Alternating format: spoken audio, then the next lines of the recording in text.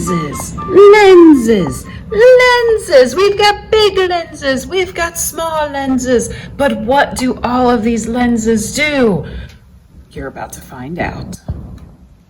Hey everybody, welcome back to Focus on Photos. I am Hannah, a library assistant here at the Scott County Public Library in Georgetown, Kentucky. And today's Focus on Photos is going to be a lesson in lenses. So I have several lenses here with me today, and the first thing that I want to show you guys is the parts of a lens. Now, I want to just say right off the bat that not all lenses are going to be the same. And we know that already, so that's why we're doing a lesson on them. But even the parts of a lens are going to vary depending on the lens, how old the lens is, if it's for a mirrorless camera, all of those things. So I am going to show you a couple different ones, but this first one I'm going to show you is one that I keep on my camera almost all of the time. I love this lens.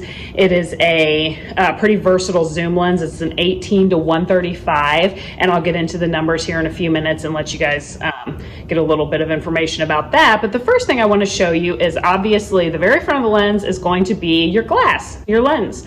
And right around the top of that is going to be this little ring, and if you look on this one, that is where you're going to put your lens hood. And your lens hood has multiple uses. You can use it to protect your lens from rainfall and snow, things like that, but it also helps with sun flare and a few other things. But that is where you are going to put your lens hood, should you choose to attach one. My lens cap on this one is a little bit broken, but we also have our lens caps. Those are always a good thing to keep your lens protected when you're not using it.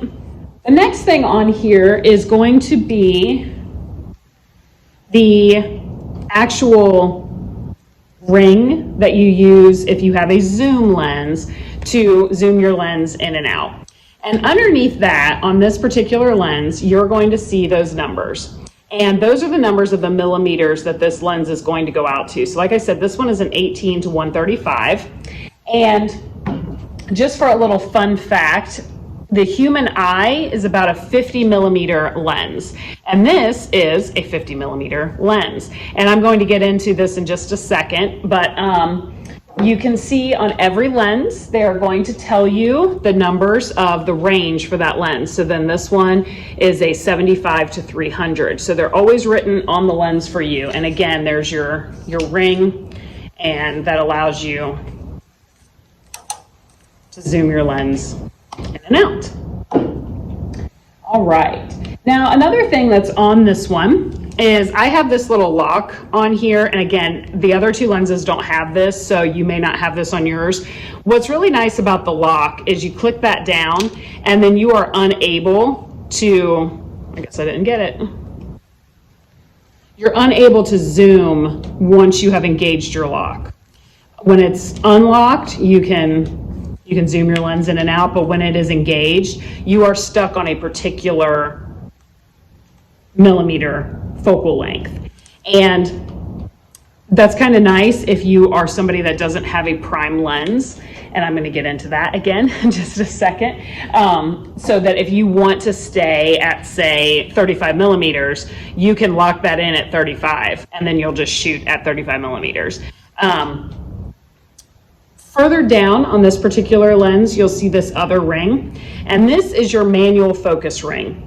And on this lens, you can look at the side here and you'll see that it actually has a switch that allows you to switch back and forth between autofocus and manual focus. And I have a video in our archives about action photography and things like that. It gives a lot of descriptors of autofocus and manual focus. But if you choose to autofocus, then your lens and your camera are going to do that for you. If you choose to manual focus, then this is the ring that you would turn in order to focus on whatever it is that you are creating an image of.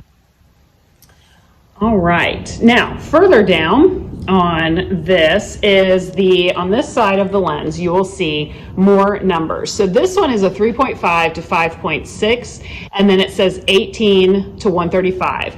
Now what the 3.5 to 5.6 is your aperture. That is how much light can come into this particular lens. Now on this lens, This one, if you can see here on this side, is a 1.4 and it is a 50 millimeter. So this lens will allow a lot more light to come into it than these other two lenses will.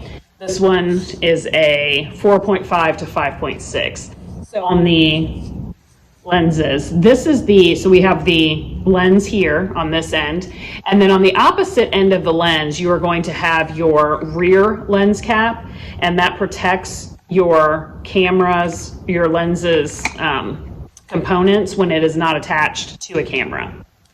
So when you have them just stored away.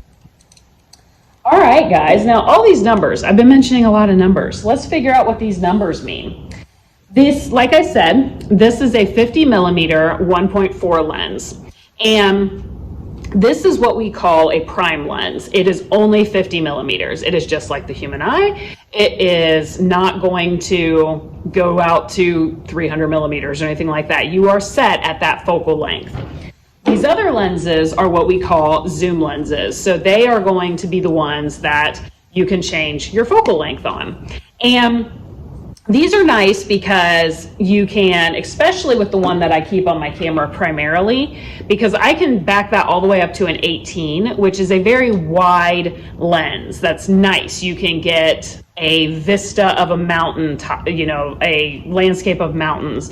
You can get, just a wide range if you wanted to do pictures in a room and you wanted to do, a lot of real estate photography is done with a wider lens.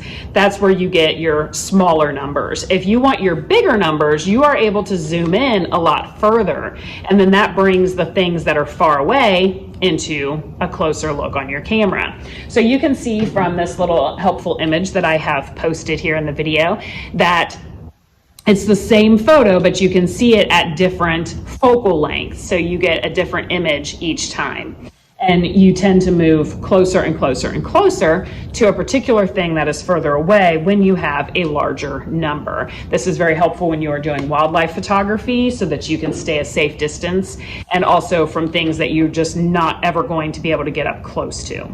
Now, each of these lenses is going to be good for one thing or another. You have your versatile lenses, you have your wildlife lenses. This lens right here, this 50 millimeter 1.4, is really great for portrait photography. It lets in a lot of light and you're not like right on top of your subject, but you're able to get a good photo that's pretty up close. So there are a wide variety of various types of lenses out there, and it basically is just whatever it is that you are focused on taking photos of, that you want to research that lens to determine if that's going to be what you want. So these longer lenses are really great for wildlife, events where you're not going to be able to get up close, like maybe sports, things like that. I like to keep this more versatile lens on here for when I travel and my everyday things. I have a couple acres at home and I like to go out and take pictures of my chickens up close and far away. So it's really nice to be able to have that versatility with that lens.